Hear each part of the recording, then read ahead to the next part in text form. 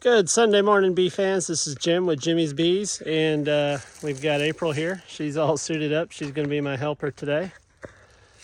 Today is Sunday, February 18th, I believe. We're going to be checking the hives out today.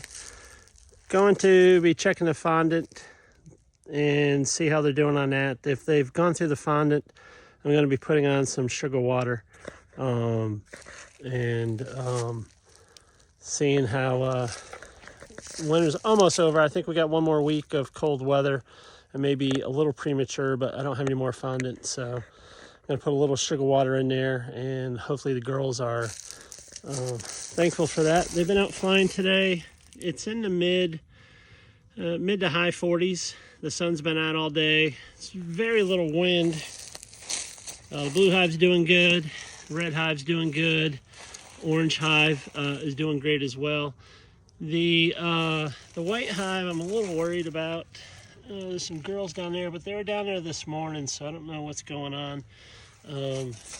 That hive I've always been worried about. Hive 4 and 5 are dead outs from early fall, or absconded from early fall. So let me get suited up and we'll be right with you.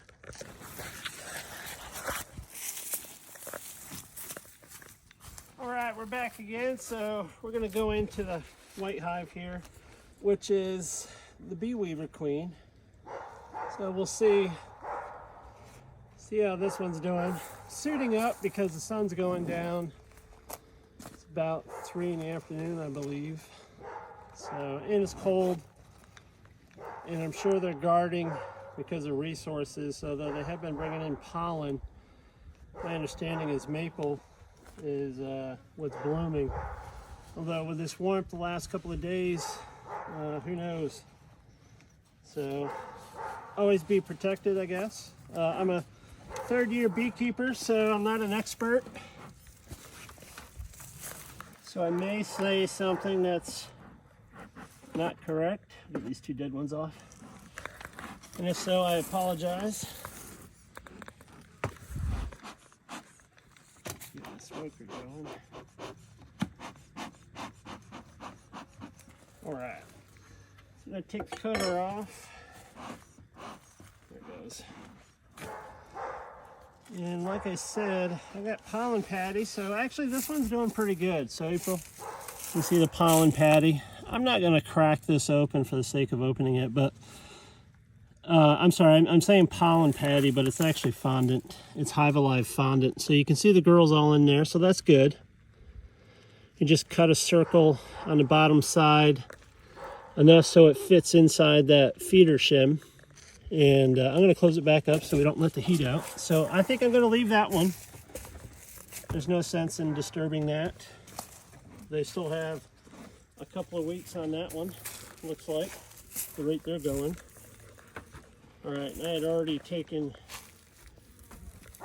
the straps off, so if I get attacked by a bear again, even though I have an electric fence, the straps hopefully will keep it intact. Now I think on this one I made a mistake when I put these patties on. I actually put it underneath the shim.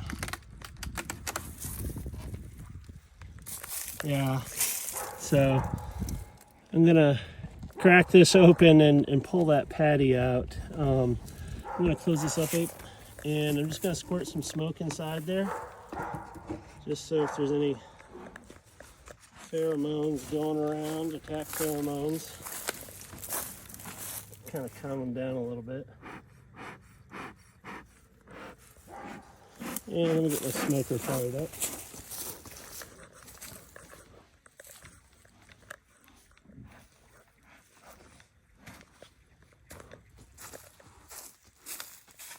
Only because I'm going to quickly, hopefully, pop this, pull that shim out, and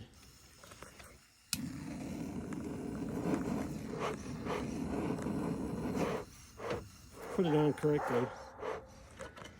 If there's a lot of fondant left, I'm not going to mess with it. Again, I'm trying to be quick on this because it is in the 40s. And I don't want to cool them off too much.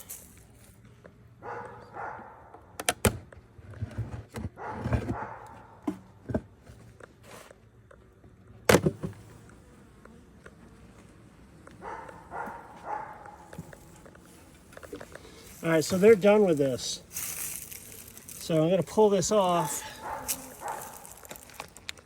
quickly as I can.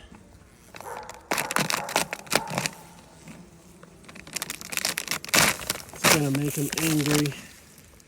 I'm going to set this up here. Scrape some of this burr comb.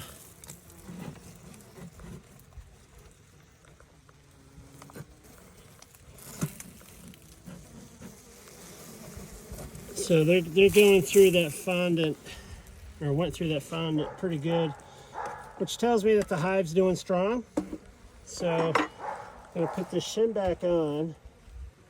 There's a bunch of bees under here. Oh, wow. So I'm going to smoke them away so I can get this shim on. Actually, we'll just put it on this way. Watch the side. Oh, don't squish it.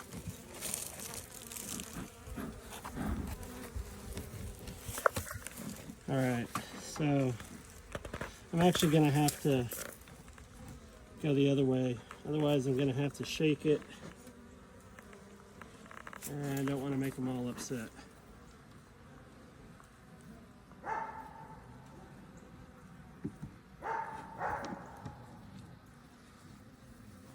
Always hate to hear that crunch. That means you got one. So this shim's on wrong, and I know that. It's supposed to be on the other way so they don't build any comb underneath, but for right now, that's what we're gonna do. Although, anyway, I'm in here, I might as well do it right. So we're gonna shake this, it's gonna agitate them.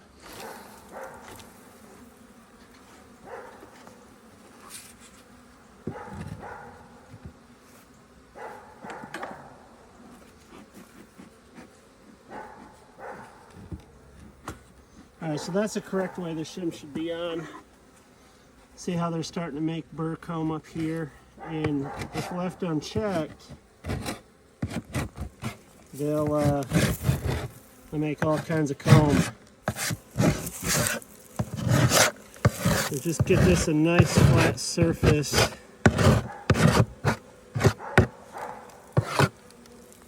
That's Vino barking. All right, so we got that guy on. We're gonna get this comb out so it doesn't attract any animals or moths or stuff like that. And then we're gonna fill it with 2-to-1 sugar water, which April had pre-made for me. Because I'm a great wife. She is a great wife. She's a keeper. And we'll fill this guy up. I also put, it's called Hive Alive. It's for their gut bacteria. Get all that sugar. It's for their gut bacteria, and it helps them with, I think it's called nosema. So they haven't realized this yet, that it's up here. But once they do, they'll start coming up here. And you don't want to overfill it. You can see right there at the top is the top of it. And we're going to place this, I'm going to rip this bag open here in a second and put it where April's at when she moves away, so they can find their way back inside the hive.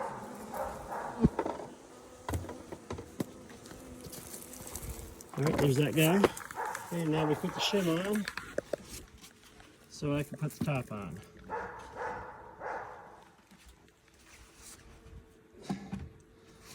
All right, there's a couple of bees in there. They're gonna be sacrificed.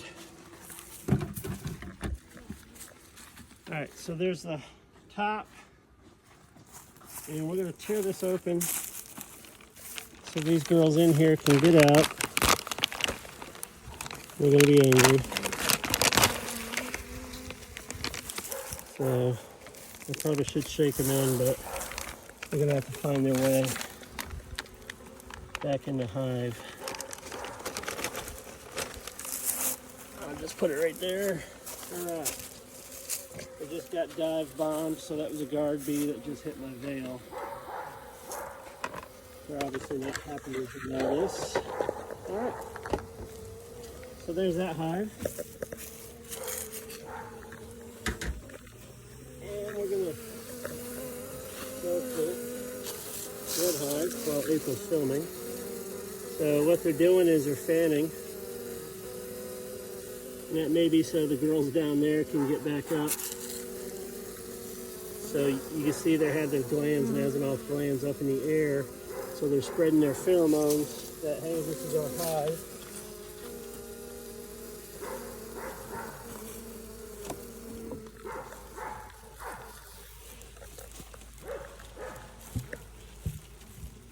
All right, now the red hive has not much, so I don't know what I'm going to do here.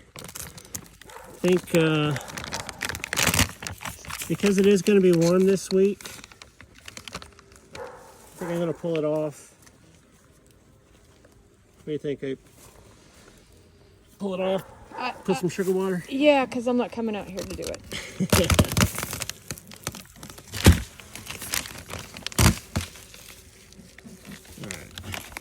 There's no bees in there, you're good. Oh no, there's a couple of girls. There's a couple. I'm going to scrape this. You can see this is propolis. This stuff here is called propolis. It's kind of like tree resin. So you know that actually has medicinal purposes for humans, but also for bees. Antibacterial, so nothing grows in it in the hive. It kind of protects the hive. And they'll also use it. They'll also use it to seal up gaps where there's drafts and stuff inside the hive. So that she's just checking you out.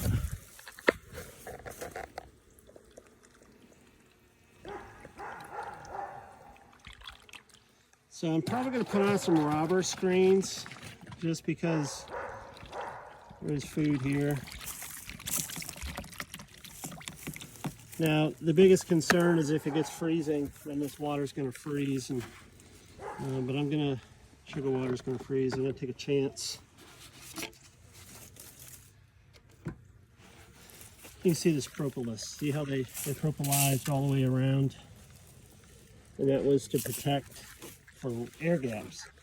If you could show that black fence, I put up a windbreak.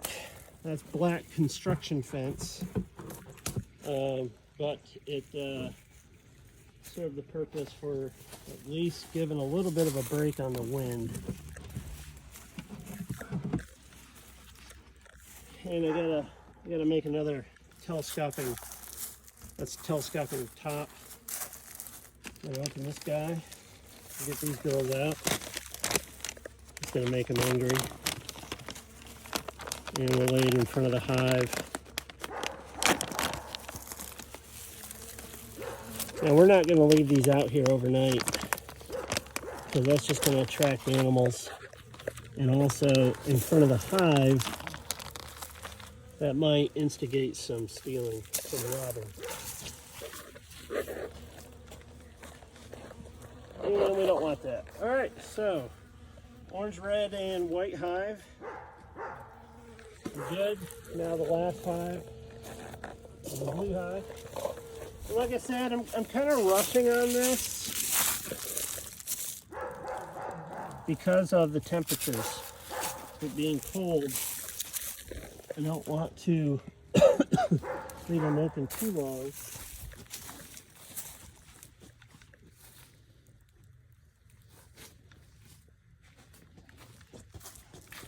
I'm actually going to use the super instead of the full hive box because that's more for them to feed. Oh, I'd leave that. So yeah, these girls haven't really touched this. So a couple of things could be is that they had enough resources that they don't need to. Or could be they don't have the numbers, which this hive is always flying, so I'm confident they have the numbers because they're always out and about. But again, I'm going to put robber screens, so let me show you what the robber screens are.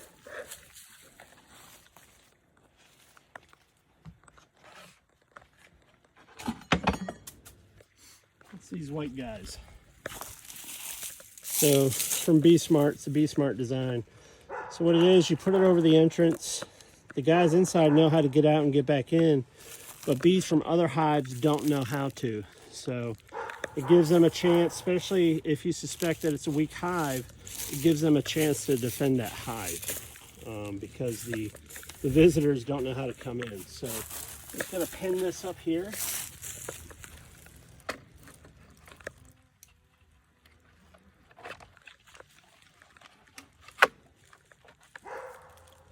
And it comes with some pins, just little push pins.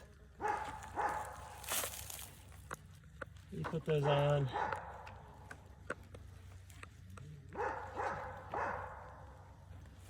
And if you stand right in front of the hive, that's kind of where you get the most opportunity of getting stung, because that's how they enter and leave. And the guard bees are out there, so if they see you messing around,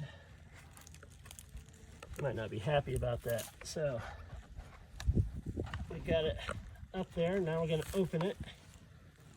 So now it's open. It's a small opening so they can defend it.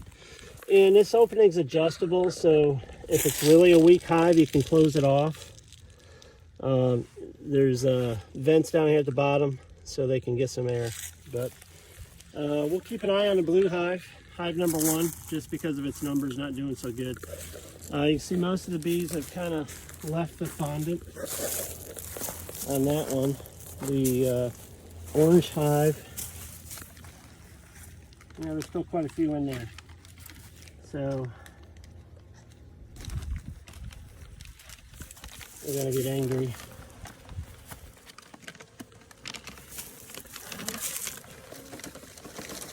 Let's kind of get them out so they can get back to the warmth.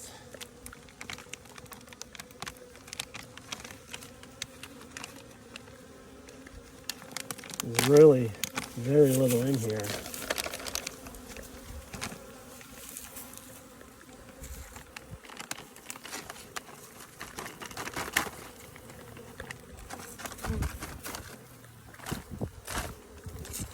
I don't like to be shaken like that, so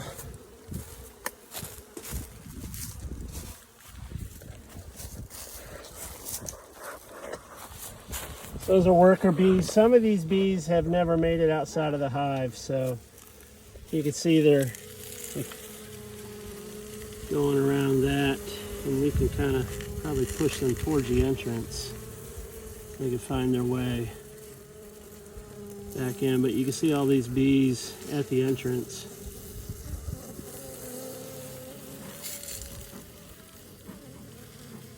So see if they make their way back in. Some of them are going in.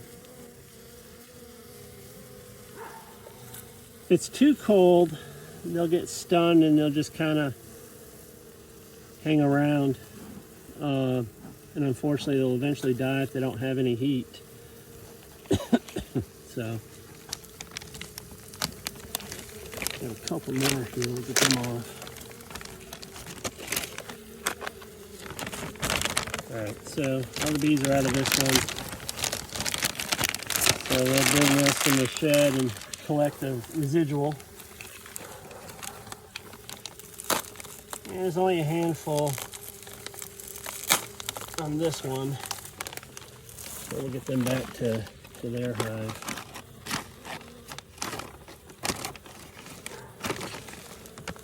And what I'll do is we'll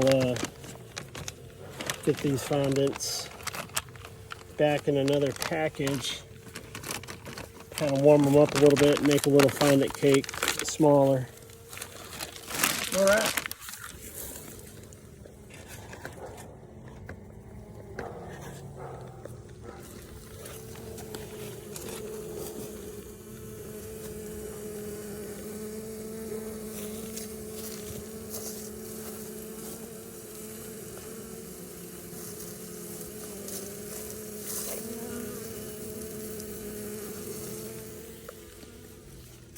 Are we done?